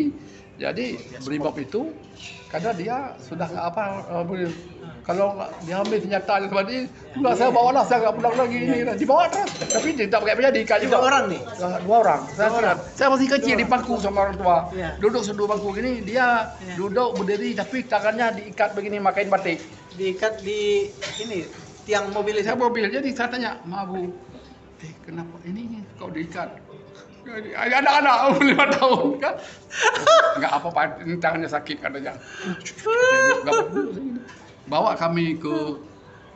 Dia nggak berseragam lagi? Masih berseragam Mobrik? Malam saya nggak ingat bajunya. Bajunya. Jadi nggak ingat bajunya, gelap-gelap lah itu. Jadi malam saya ngantuk anak-anak terus. Malam ini ya? Malam. Kami ada 2 bus waktu dari. 2 bus? Jadi artinya pegawai-pegawai kewenangan di situ dah. Yang ikut berontak. Untuk pindah ke hutan? Ya, mutasi lah. Ya, tapi kita dievakuasi lah ke sana ya. Jadi pindah karena mendengar Mobrik akan masuk ke kota Lamlo. Jadi semua pejabat di situ, camat-camatnya ada ya. Jadi lari masuk ke hutan. Luar biasa perjuangan ini. Jadi ke Kursuke 32 km dari situ. 35 km dari Lamlo, 32 ya, 30 km. Jadi itu apa? Suatu desa. Hutan. Di situ ada kakek saya punya kebun kopi. Oh, tapi itu ada desa di situ. Bukan, dia punya kebun kopi. Di situ kami masuk ke kebun kopi dia. Di situlah kami anak tinggal di situ. Di rumah itu, ada tempat pengajiannya. Di situ juga kakek saya. Ada rumah tetangganya di situ. Berarti itu kopi. Semacam ada desa kecil lah ya? Desa kecil tempat menampung lah. Terpencil sekali. Menampung kami terpencil. Tidak terpencil, dekat dengan jalan besar juga. Oke. Ya, kan, situ. Tapi kita berada di situ karena tentara ini nggak bisa masuk, masih bertahan. Lamlo ini dia ada geli melintung. Kira-kira 20 km dari tempat kita ini, di sini ada pegunungan yang tentara Abang Brimob bisa masuk. DI bertahan di sini. Kita bilang beda tadi, di sini ada pasukan bersenjata. Pasukan bersenjata DI membendung itu. Membendung. Jadi kita aman di situ. Sekitar berapa banyak tuh pasukan DI yang zaman itu? Saya pasukan tentara ya lumayan, saya lihat puluhan orang juga. Puluhan orang ya. Jadi bersenjata. Sehingga kan kalau sempat dia memukul mundur Mobrik itu berarti kan kekuatannya luar biasa ya. Ya, cuma mereka pun kan mereka yang datang Mobrik ini nggak tahu medan kan. Ya nggak tahu medan ya. Malah banyak yang korban juga. Ya masuk sembarangan, tahu di situ ada ya nggak tahu medan. Mereka baru datang kan hutan lebat, nggak kayak sekarang. Sekarang udah sawah, udah banyak, udah pengampungannya. Udah hutan. Bayangkan tahun 53, ini 2023 berapa tahun? 70 tahun kan? Ya, jadi beda sekali hutan rimba berarti itu zaman ketika Daud Berek menggabungkan diri dengan DITI ya? DITI Kartosuwiro kan? Ya, benar kan? Betul. Beliau status dalam pemerintahan NII, wakil presiden NII. Presiden NII Kartosuwiro. Wakil presiden Daud Berek merangkap kepala negara bagian Aceh dulu. Polanya gini ya? Begini, saya lihat surat DITI, TI garis miring DITI, NBA, NII, negara bagian Aceh, NII lain. Jadi negara bagian Aceh ini masuk dalam wilayah negara Islam Indonesia. Terus Kahar Muzakkar apa posisinya? Wakil presiden atau apa? Itu mungkin juga pimpinan wilayah Indonesia Timur lah, Makassar. Jadi yang jelas Berek wakil presiden. Wakil presiden NII. Pantes. Gitu. Jadi kalau ketika Tengku masih kecil umur segitu, masuk ke sana. Saudara-saudara yang lain ikut juga? Apa? Saudara-saudaranya Tengku ikut Ya, juga? saya waktu itu cuma bertiga dengan saya umur kakak saya umur 7 tahun. Ah. Ya, umur lahir 47, saya lahir Laki. 49, adik saya lahir 53 masih bayi. Laki-laki tiganya? Perempuan. Saya laki-laki cuma salah satu. Masih bayi ya? Masih bayi. Adik saya yang apa? Apa makanan di situ yang bisa di... Nah, karena itu memang perumahan, waktu itu kami di perkampungan ada hari-hari kadang ramai dipotong kambing, ada ayam, ada apa, macam-macam sayur banyak di situ. Kalau ini tinggalnya pas awal-awal gimana? Ke perumahan penduduk langsung? Ada perumahan tempat kakek saya itu rumah, ibu-ibu ada tempat anak-anak ngaji, tempat pengajian ada luas 2 kali ini.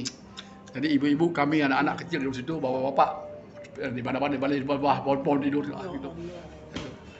Sampai berlangsung berapa ini? Kami di situ mungkin ada 2 bulan ada. 2 bulanan. Ya, 2 bulan dari situ pindah lagi ke paling dekat hutan lagi sini karena udah nggak aman. Udah mulai mobil brimob masuk, udah tembus pertahanan. Gitu. Jadi pindah lagi ke paling ujung. Bagian barat lagi situ. Dari situ kami akhirnya pulang. Ketika udah makin terjepit. Terjepit. Di bagian yang lebih dalam ini ada juga rumah di situ. Ada penduduk. Ada penduduk peladang lah. Peladang. Terus ibu-ibu sama anak-anak disuruh pulang balik ke kota. Kami ibu saya Iya. ambil inisiatif. Inisiatif. Untuk kita harus pulang ini. Ya, jadi kami pulang lah. Pulang jalan kaki loh. Bawa jalan kaki ke mana? Ke Lamlo, ke tempat kita berangkat duluan. Ke kampung lah. Ini pas semua orang-orang yang yang migrasi ke hutan-hutan ini, pimpinannya bapaknya Tengku. Enggak, pemerintah masing-masing. Ada yang camat di kecamatan itu, bapak saya ketua pengadilan, ada yang widana. Camat, yang camat tahu. Camat itu saya ingat uaknya Hasbi Abdullah ini sekarang, Dr. Zaini yang jadi gubernur kemarin, abang bapak dia camat, namanya Tengku Sulaiman namanya. Itulah pimpinan. Itu camatnya, tapi wedananya saya udah lupa namanya. Wedana ini bupati kan? Wedana di bawah bupati. Kepala daerah tingkat 3. Jadi ada wedana udah lupa saya, camat Tengku Sulaiman ingat. Hakim itu nggak ada unsur tentaranya di situ yang awal pasukan DI gitu yang itu bersenjata ada yang disersi ada nggak, maksudnya mengamankan warga ini yang masuk hutan ini nggak ada ya betul lah pada awalnya ada tapi bekas ketika tentara belum kuat tapi ketika TNI udah masuk akhirnya pertahanan tuh nggak bisa lagi, ibu-ibu anak-anak tinggal, laki-laki udah masuk hutan habis. Jadi laki-laki berapa banyak yang masuk hutan lagi? Puluhan lagi masuk ke sana. Masuk hutan ya yang sama rombongan ini. Nah, Tengku balik ke Lamno. Balik. Enggak dia apa-apain sama. Jadi begini. Gimana? Pulang setengah jalan ketemulah dengan tentara yang sedang merangkak naik ke atas pasukannya. Udah ini. Daerah Gele Melintir namanya, tengah jalan. Di daerah Gele Melintir itu Gunung Melintang namanya ya. Melintir ada gunung. Itu udah TNI itu. Ya. Lagi jadi TNI masuk. Ketika kami anak-anak TNI masuk ini lihat pasukan yang mau operasi ini ketemu sama kami di jalan. Dia lihat rombongan kan. Jadi ketemu sama kami, tapi kami udah terpecah-pecah. Pecah-pecah maksudnya? Adik masing-masing ada yang tinggal dulu tempat lain, nggak satu hari jalan, nggak sanggup jalan. Tapi kami yang di depan jalan, yang belakang ada pindah ke daerah lain lagi, ada yang tinggal. Jadi dari kami kira-kira ada 20 keluarga. Jadi sudah pecah-pecah. Sudah berapa lama perjalanan itu sampai ketemu ini? Ketemu pasukan ini hari kedua. Hari kedua perjalanan dari titik berangkat. Di kilometer 32 kami tiba di situ kilometer berapa? Kilometer 20 mungkin. Itu makan sepanjang hari kedua itu gimana caranya? Jumpanya begini, kami sedang jalan kan bawa ada bekal juga. Bekal yang dua-dua yang besar, yang kuat-kuat kayak paman saya, ya kan. Paman ikut, laki paman. Ya, paman ikut juga. Ikut juga? Adik ibu saya kan ikut. Ya. Jadi Iya, jaga ada saudara ikut bawa, ada yang antar lagi orang makan. yang muda kan. Adalah bekal ya. Bekal, jadi bawa bekal. Tapi bekal. kalau malam tidur. Enggak. Satu hari berangkat tidur di sebuah tempat di tengah jalan, ada rumah penduduk. Kemudian besok berangkat lagi, tibalah di depan titik yang ketemu dengan tentara yang mau ke gunung itu. Gunung. Di antara sawah itu ada murid umi saya. Orang Aceh dong. Orang Aceh. Oh. Ya, dia tentara itu. Oh. Bukan, dia bapaknya ikut ke hutan. Dia nggak masuk hutan, ditangkap dia murid. Jadi ketika dia tengok umi saya, dibilang sama komandan ini. Oh, dia ditangkap, dia dulu ditangkap sama tentara sebagai petunjuk ya. Nah, petunjuk siapa aja di hutan itu. Dia sudah dipakai tentara lah, ya kan. Artinya mau tidak mau dan diselamatkan karena untuk mendahului medan kan. Iya. Jadi ketika sebab itu perombongan ini, stop, kata, bilang itu guru saya katanya. Ketika umur berapa itu yang murid itu? Murid itu mungkin anak muda itu umur belasan tahun. Ya. Jadi itu guru saya di mana? Jadi begitu nanya, diinterogasi lah kami. Dari mana kami dibawa? Nggak tahu lagi kami udah lapar ini katanya. Akhirnya tentara itu ya bagus juga. Tahu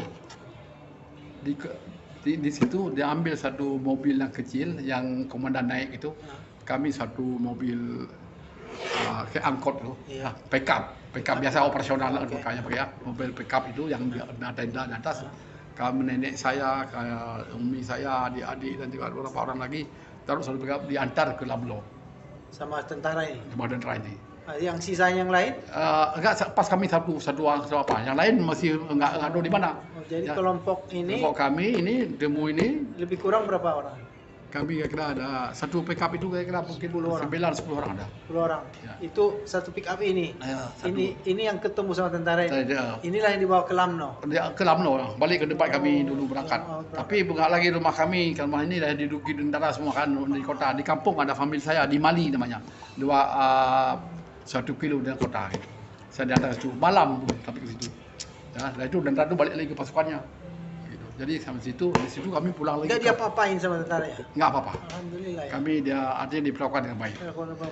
Karena dianggap kita ini artinya saya pikir masih sangat bagus waktu itu dengan apa yang kami hadapi waktu tahun 70-an ya. Tentara itu waktu itu tentara dari mana ini? Apa organik dari pusat atau memang? Saya nggak tahu persis tapi banyak orang Aceh apa banyak orang Jawa? Campur baur. Campur baur. Ya, campur baur, tentara ada. Jadi saya nggak begitu paham udah itu, tapi mereka bahasa Indonesia. Kemudian artinya saya menghormati, artinya anak-anak dengan perempuan bukanlah pihak yang perlu ditolong ya dalam suatu. Sampai di sana di Lamno? Sampai di kampung itu di Mali ya selama keluarga, tempat kakaknya saya punya bapak. Di rumah kakak itu kami tinggal, kemudian bergabung dengan bapaknya Tengku. Nggak bergabung lagi, sejak itu kami berpisah. Tahun 53 itu berpisah, tahun 57 baru ketemu lagi. 53 ke 57, berarti 4 tahun. 4 tahun baru ketemu lagi. Memang tahunnya sejak tahun datang. Pulang, jadi diam-diam. Pulang kemudian diam, berdua pulang. Karena dulu ada wilayah kampung yang tentara juga boleh masuk. Enggak boleh masuk. Enggak berani masuk. Kecuali masuk rame-rame dia satu masuk sekali 50 orang itu pasukan. Takut dia di ini. Takut dia. Dia memang dulu DITI punya perlawanan, punya wilayah yang dikuasai. Ada wilayah yang dikuasai DITI, ada wilayah kan ya. Di daerah kampung ini daerah tentara paling menguasai daerah 2 km dengan. Nah, terakhir almarhum ayahnya Tengku itu bergabung tahun 57.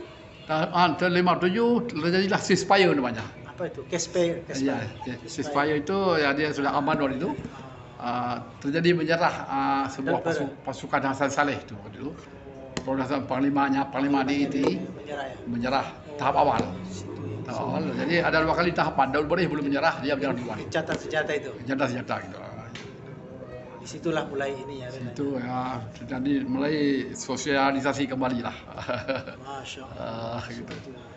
keindahan. Ini suatu keindahan Jadi kemanusiaan. keindahan, cuma suatu yang menarik, saya dari umur 5 tahun sampai 57 masuk SD, saya itu mengalami hidup di kampung yang suasana perang. Tiap malam ada Letusan. kontak senjata. Tiap malam, masa malam udah bunyi bunyi. Ada pagi-pagi dah ada operasi.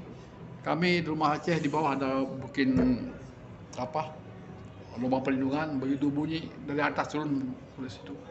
Hampir tiap malam. Kadang tengah malam asal bunyi sejuta enggak lagi di rumah terus ke bawah rumah. Di bawah rumah ada lubang. galian lubang perlindungan. Di rumah saya anak-anak ngaji. Ibu saya ngaji. Anak-anak gadis ada 30-40 orang juga, ada 2 lubang kayak ini. Ini pagar gitu. Jadi pengajian ini benar-benar menjadi benteng umat ya. Ya.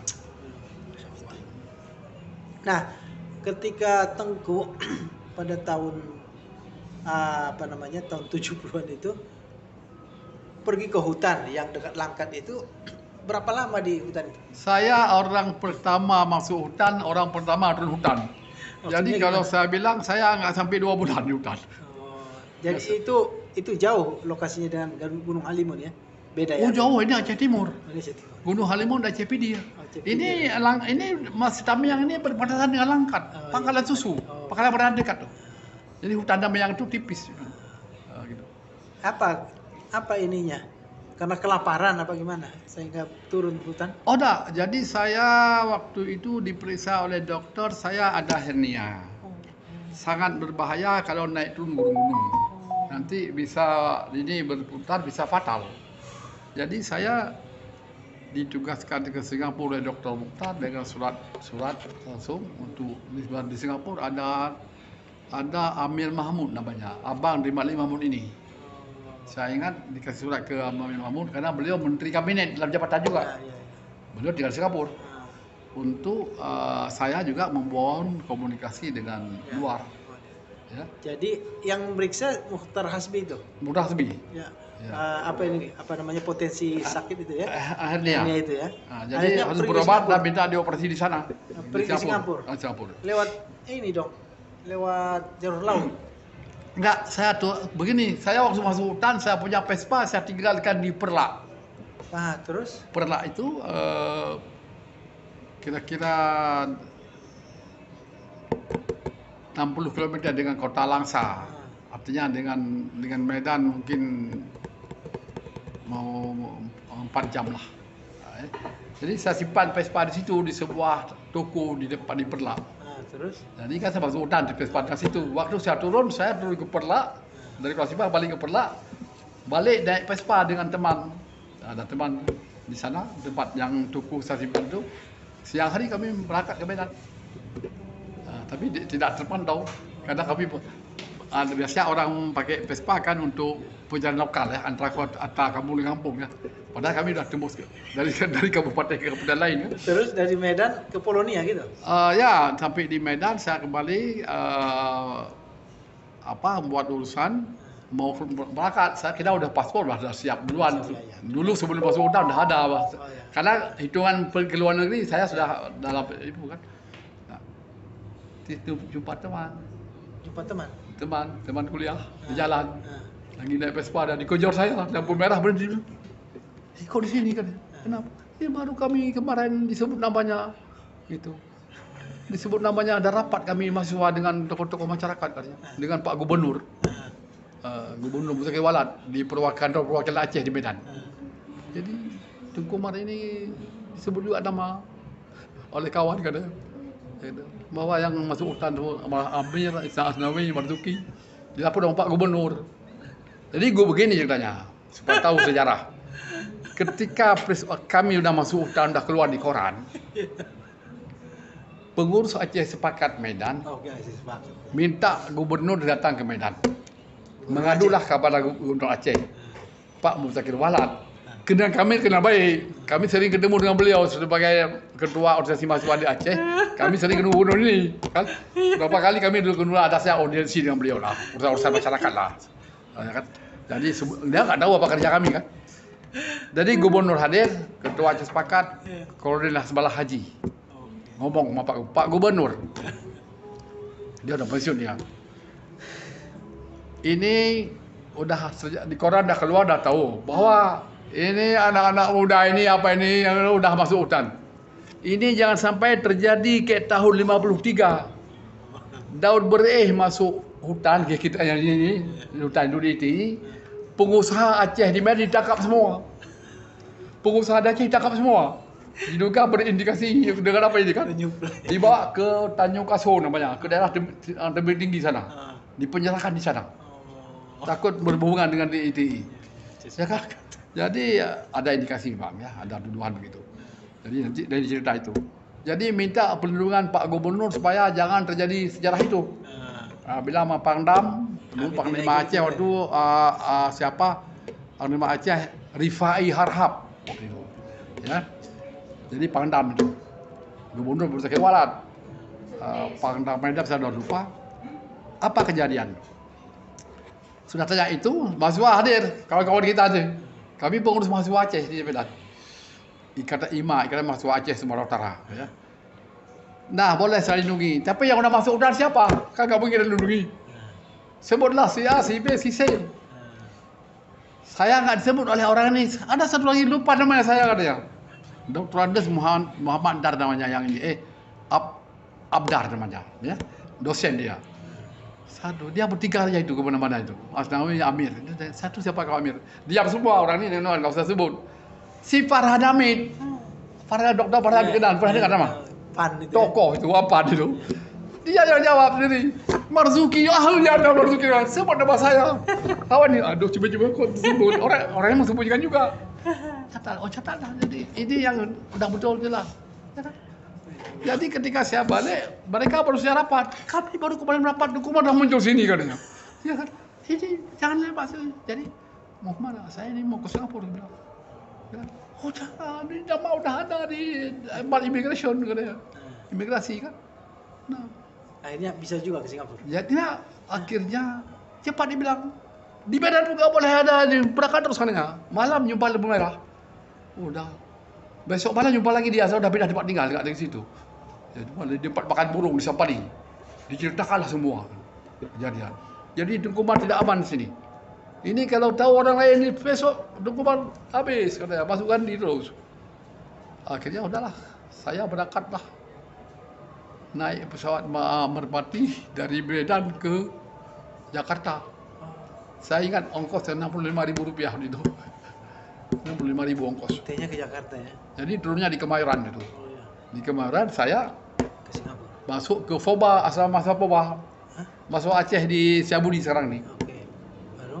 Di situ mahasiswa Aceh, di situ masuk ke situ, saya menyamar. Pura-pura mau pindah kuliah di Medan diusul ke Jakarta. Kemana?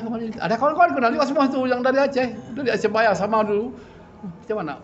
Udah saya mau pindah kuliah ini, sudah nggak aman lagi di Medan ini. Ya, kawan-kawan kita kan udah masuk hutan bilang. Jadi saya pindah sama dia, ada aman juga mahasiswa. Baru saya di sini. Ya gitu. Jadi nggak sampai ke Singapura. nggak bisa lagi karena kalau lewat dari Medan Blokir ya. tangkap terus. Nama udah ada. Jadi saya mulai itulah 77 itu saya di Jakarta sampai sekarang. Wah, luar biasa saudara. Karena sudah azan. Ya udah azan. Mudah-mudahan nanti Saya biasa aja jamak, tapi ini karena dekat masjid kita sholat aja dulu. sesi berikutnya ketika Tengku punya waktu lagi kita akan ngobrol-ngobrol, bincang-bincang. Ya. Sangat menarik, inspiratif dan sangat membuat kita terpicu untuk bersemangat. Mau sholat di sini? Tanpa tanpa rasa malas, tanpa rasa sungkan untuk bergerak, berjuang demi kebenaran dan keadilan. Amin. Assalamualaikum.